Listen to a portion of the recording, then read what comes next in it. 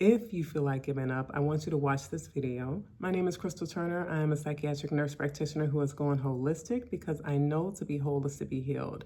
And if you feel like giving up, this can come in many different ways. You might feel like giving up on a project. You might feel like giving up on a business. You might feel like giving up in a relationship.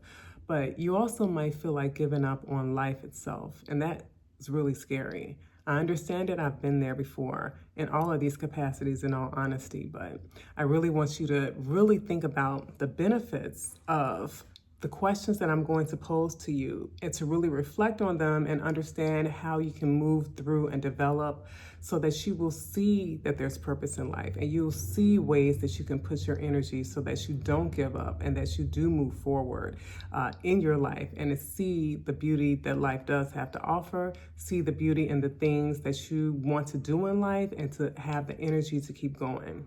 So the first thing that I would really want to ask you is, do you feel like you are putting the happiness of other people before yourself? Are you focusing on your own happiness?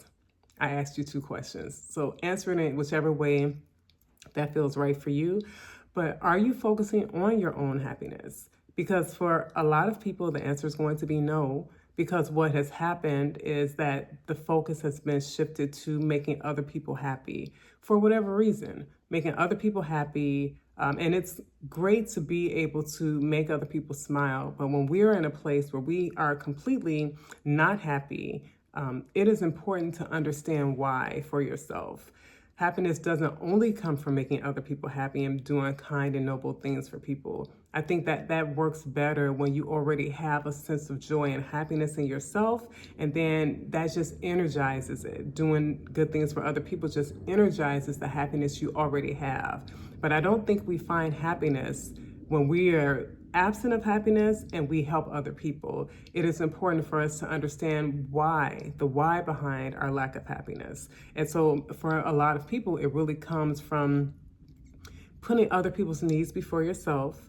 And if that is you, really think about, when did that start for you? Why is that happening? Is it because you didn't feel like people around you or the people around you have ever really valued your happiness? So it could come from the people that you're surrounded by. And for some people, that started very early. You know, you didn't have people around who had your best well-being in mind. You know, but it is our responsibility to have our best well-being in mind, and focusing on what makes you happy is going to be a very important part of not giving up, because then you understand that there are things that bring you joy and you want to experience that more in the things that you do and in the life that you live.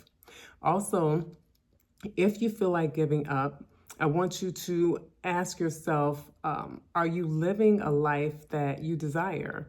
Are you living a life based on your desires? Or are you living a life based on the things that you don't desire? And this is what I mean by that. I remember when I was pregnant with my first child, my daughter, 27 years old now. I remember when I was pregnant with her, there was a period of time where I didn't know what to expect. And so I focused on a lot of what I didn't want. I didn't want to be a bad mom. I didn't want my child to be unhappy. I didn't want to fail at parenting her. And I had to realize at some point, it wasn't even that I realized it. It was something put in me through God, the universe, to start like envisioning what I wanted for her. And it became very natural, just the love that I had for her. It made me start to envision a version of her in the future. 5 years down the line, 3 years down the line, I will always picture her. And when I did that, can I tell you that it would be all types of information that would come my way that supported that vision I had. There would be resources that came my way that supported me being able to move in that direction.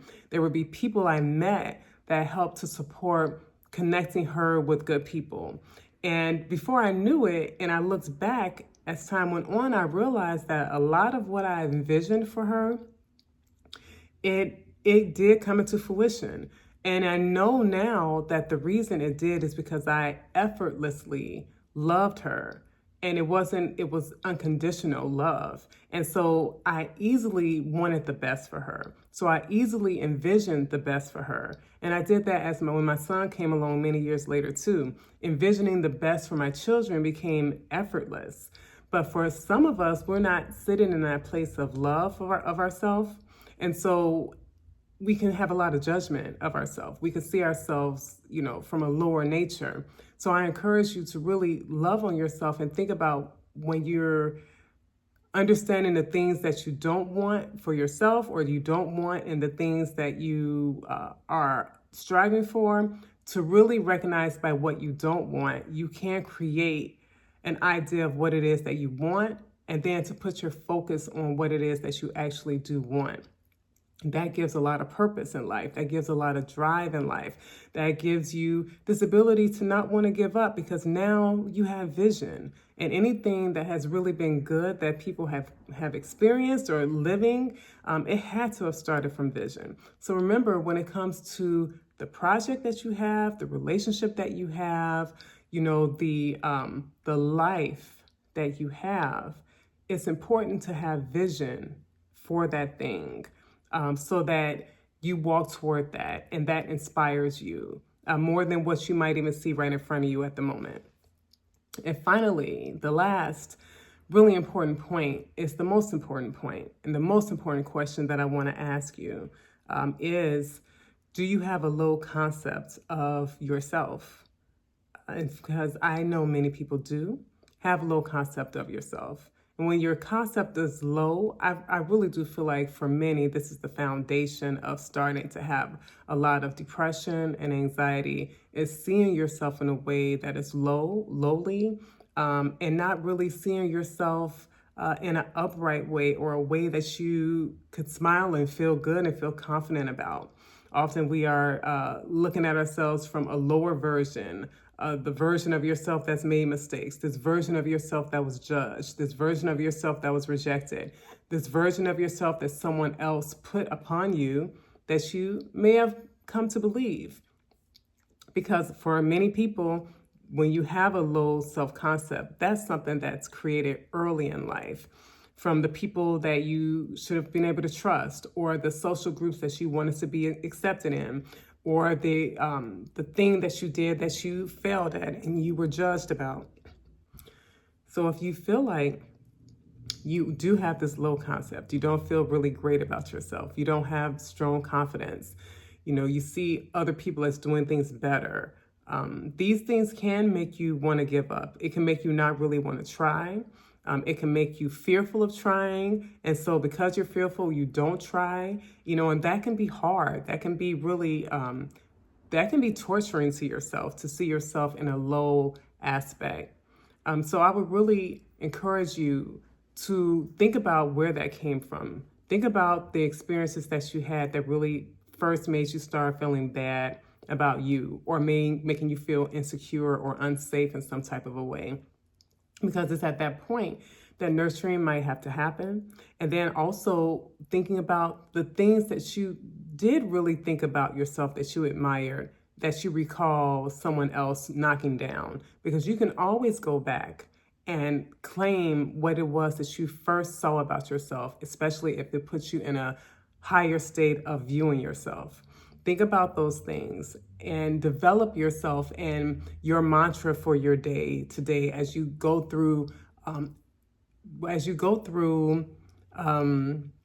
approaching the day, having that mantra that really speaks to this version of yourself that makes you feel good.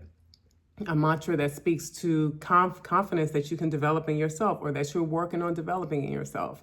Think about these things that are really necessary for you to be able to start to see yourself in a different light than what you might have seen yourself from based on someone else's placement upon you, or even your own placements upon you.